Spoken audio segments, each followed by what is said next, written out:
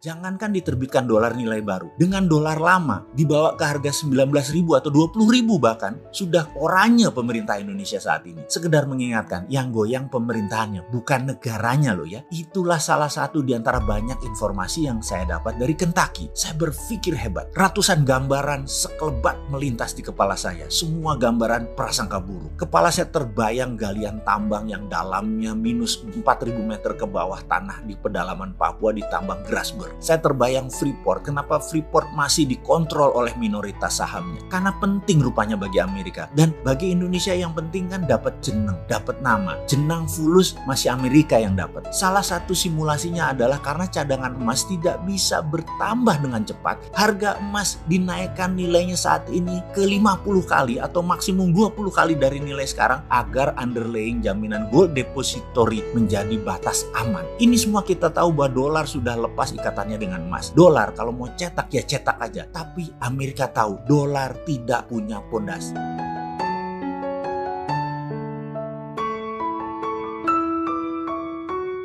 Control oil, control country. Pernyataan yang sangat dalam dari seorang Henry Kissinger karena diartikan penantang hegemoni Amerika bagi yang tidak taat pada perintah mereka tersebut. Negara Suriah, Libya, Irak, Afghanistan, semua luluh lantak bukan atas nama demokrasi, tetapi atas nama hegemoni kendali minyak. Lalu ada pernyataan satu lagi sehubungan dengan Kentucky dan Okinawa. Control gold, you control the world. Gold untuk underlying percetakan uang adalah sebuah keharusan. Namun dunia saat ini dikendalikan oleh dolar tanpa underlying emas sebagai jaminan. Sejak Agustus 1971, Amerika melepas diri dari emas, lalu banyak kejadian seperti subprime mortgage di tahun 2008 membayangi dolar. Bahwa tanpa underlying currency dolar ringkih. Peristiwa 2008 krisis keuangan karena permainan yang tidak berbasis jaminan tersebut, Amerika rugi 19 triliun dolar atau sama dengan biaya 5 perang besar yang Amerika biayai dalam 40 tahun terakhir. Tapi untungnya dia bisa printing money. Akhirnya 19 triliun dolar tadi di print lagi money-nya. Biaya Amerika sebagai negara pendominasi itu besar sekali. Biaya perang dan biaya kerugian bermain keuangan tanpa dasar underlying juga merugikan. Dan ini akan diubah dengan strategi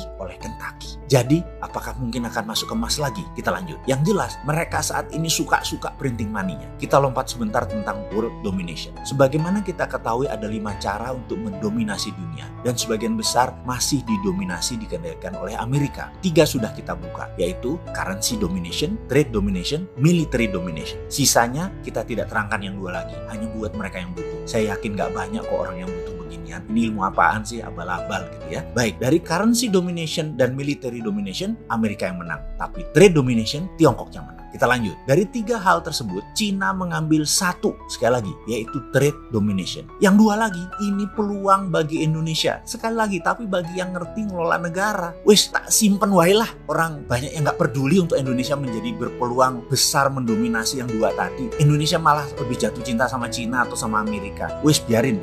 Nanti yang 2 ini kita simpan aja buat nanti ya. Oke, kita lanjut. Kita bicara tentang currency domination lebih dalam lagi sekarang. Semua masih ingat kan di tahun 97-98 di mana serangan ekonomi hitman kepada pemerintahan Soeharto menyerang rupiah dari 2.700 ke 15.000 hanya dalam waktu 6 bulan. Indonesia rontok. Krisis moneter lalu menjadi krisis politik. Waktu itu, inilah hal yang dilakukan di Kentucky, yaitu melakukan simulasi hal ini. Amerika sedang melakukan simulasi mengantisipasi supaya dolar tidak menjadi seperti subprime mortgage lagi, dan bagaimana saat ini bersamaan bisa menyerang sebuah negara. Nama simulasinya adalah currency warfare simulation. Anda akan tegang bagaimana simulasi itu mereka lakukan. Semua dengan perhitungan matematik yang sangat rinci, algoritma yang sangat jelimet. Mereka melakukan semua atas nama dollar reset value. Reset value ini dinaikkan, bisa diturunkan dolarnya. Jadi misalnya dalam ruangan tersebut ada 200 monitor lebih, setiap monitor ada nama negara, peta, dan nilai kurs terhadap dolar saat itu. Lalu mesin kalkulasi dinyalakan. Naik 20% nilai dolar. Apa yang terjadi pada Amerika? Apa yang terjadi pada negara Tiongkok? Apa yang terjadi pada Indonesia? Lalu keluar warna hijau artinya aman, kuning artinya bahaya, orange artinya bahaya 2, merah artinya bahaya 3, hitam artinya fail atau collapse negara tersebut. Sekali lagi, dolar dicetak dan beredar 70% uang kartal dolar dolar tersebut beredar di luar homelandnya Amerika. Saat ini dolar dicetak tanpa underlaying, karena kalau berdasarkan deposito emas yang mereka miliki, maka nilai dolar yang dicetak sudah kelebihan 100 kali lipat nilainya dari saat ini. Jadi dolar currency-nya over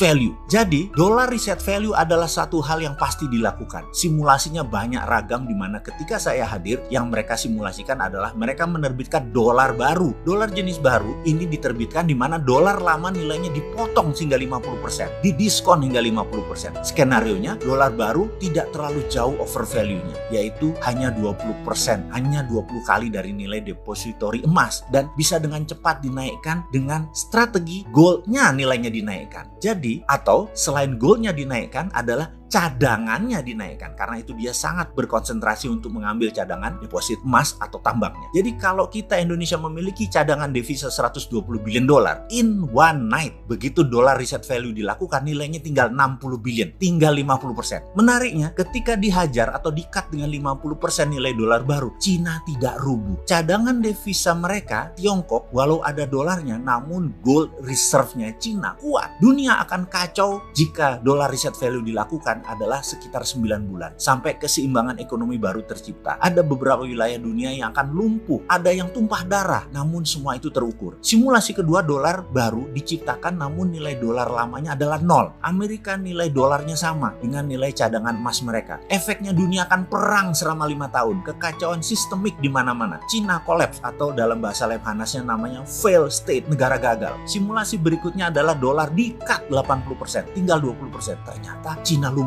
menjadi negara paria. Menariknya, Indonesia rupiah itu di level turun 20% atau dolar naik, sudah lampu kuning. Di level 30-40% oranye, di level 50% fail state, merah. Kalau rupiah dikuatkan atau dolar dilemahkan, 50% ditebas, Indonesia lampu oranye. Jadi Indonesia lebih rentan jika dolar dikuatkan daripada dilemahkan. Jangankan diterbitkan dolar nilai baru, dengan dolar lama dibawa ke harga 19.000 atau 20.000 bahkan, sudah oranye pemerintah Indonesia saat ini. Sekedar mengingatkan, yang goyang pemerintahannya, bukan negaranya loh ya. Itulah salah satu di antara banyak informasi yang saya dapat dari Kentucky. Saya berpikir hebat. Ratusan gambaran sekelebat melintas di kepala saya. Semua gambaran prasangka buruk. Kepala saya terbayang galian tambang yang dalamnya minus 4.000 meter ke bawah tanah di pedalaman Papua di tambang Grasberg. Saya terbayang Freeport. Kenapa Freeport masih dikontrol oleh minoritas sahamnya? Karena penting rupanya bagi Amerika. Dan bagi Indonesia yang penting kan dapat jeneng, dapat nama. Jenang fulus masih Amerika yang dapat. Salah satu simulasinya adalah karena cadangan emas tidak bisa bertambah dengan cepat, harga emas dinaikkan nilainya saat ini ke 50